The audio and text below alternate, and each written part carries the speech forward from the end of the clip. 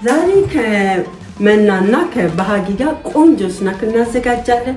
ምን ነበር እንሰራው? በሙዝ ስናካችንን እንሰራለን። ቆንጆ አድርገን በጣም ጎበዝ። ስለዚህ ሙዙን እንላጣ መጀመሪያ ከዛ እንፈጨዋለን።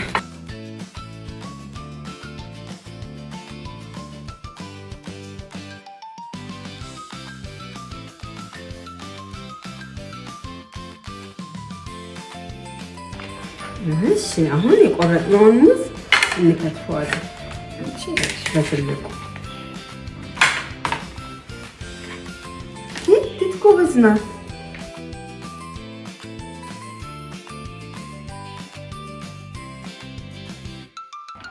እጃችንን እንዳይቆርጠን የተጠቀምነው ምን አይነት ቢላ ነው? የፕላስቲክ ቢላ አይደለም?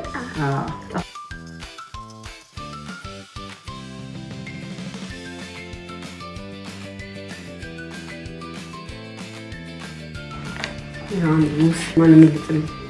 እሺ አሳያቸው ነው።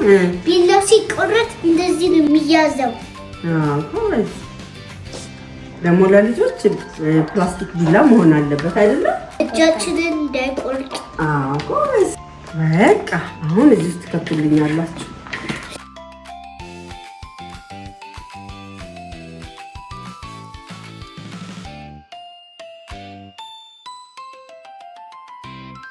እሺ ባሃጊ ትንሽ ውሃ ትጨምሪልኛለሽ። ስጋ መና ደግሞ ስኳር ትጃለሽ። እንደ ስኳር መና ይጣፍጣል። እንዴት ነው ይጣፍጣል? አንድ ሙሉ ስኳር ነው ያደረኩት። አንድ ሙሉ ስኳር ነው ያደረኩት። እሺ አሁን ትንሽ ውሃ እንደገና ጨምሪልኝ። እንዘጋውና እንፈጨዋለን። ማነው የሚፈጭልኝ? እሺ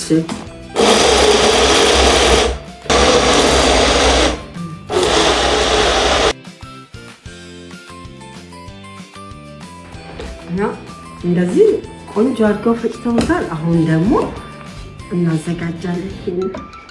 እኔ ሊጥ ማብካት እችላለሁ። እውነት? ይሄንን ምን እናደርጋለን? እዚህ ላይ ጨምሪልኝ። እሺ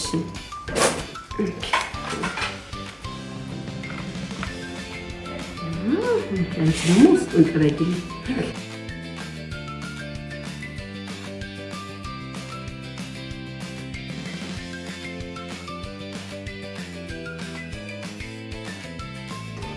ጣፋጭ ዳቦ አለን። እሱን እየቆራረጣችሁ እዚህ ጨምራላችሁ። እሺ እንደዚህ አንዳንዴ ደቃቅ ወይም ደግሞ ቆልጥራጥ ካለን መጠቀም እንችላለን።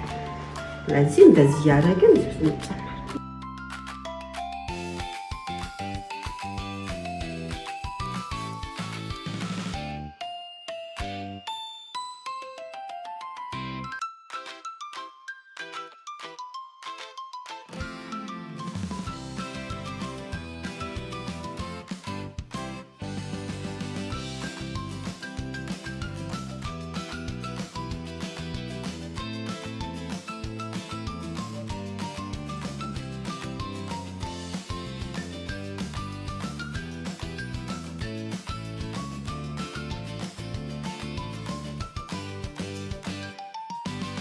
ከዚህ በፊት ምግብ ሰርተሽ ታውቂያለሽ እንዴ?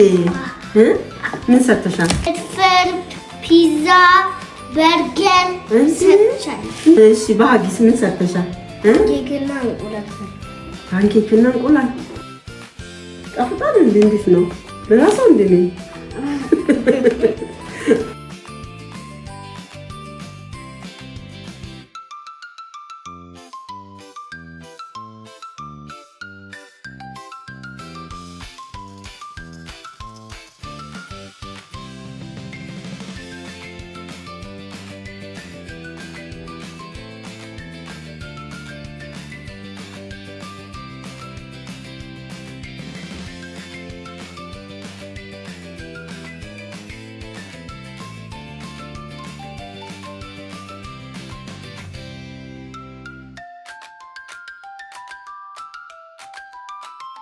ፍሪዝ ውስጥ ትንሽ ቀዝቀዝ እንዲል እንከተዋለን።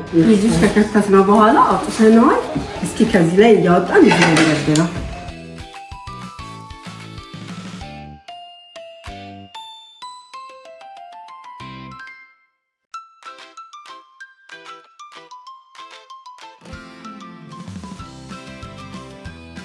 ባህጊና መና እንደዚህ አይነት ቆንጆ ጣፋጭ ሰርተውልናል። የሚቀጥለው ደግሞ ሌላ ቆንጆ ነገር ይዤላችሁ እቀርባለሁ። እስከዛችሁ አሁን በላችሁ። ማነው ለመቅመስ የቸኮለ? እሺ እንያዘው እስኪ እንቅመሰውና እንየው።